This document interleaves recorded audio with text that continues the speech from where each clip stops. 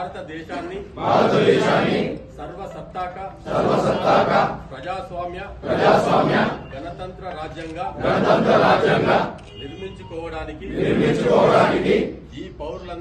ఈ పౌరులందరికీ సాంఘిక ఆర్థిక రాజకీయ న్యాయాన్ని ఆలోచన భావ ప్రకటన విశ్వాసం ధర్మం ఆరాధనలతో స్వాతంత్ర్యాన్ని అంతస్తుల్లోనూ అవకాశాల్లోనూ సమానత్వాన్ని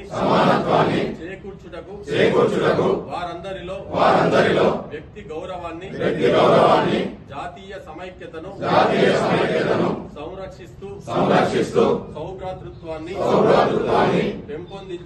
పెంపొందించడానికి 1949 నవంబర్ 26న మన రాజ్యాంగ పరిషత్తులో ఎంపిక చేసుకొని శాసనంగా రూపొందించుకున్న ఈ రాజ్యాంగాన్ని మాకు మేమే సమర్పించుకుంటున్నాము.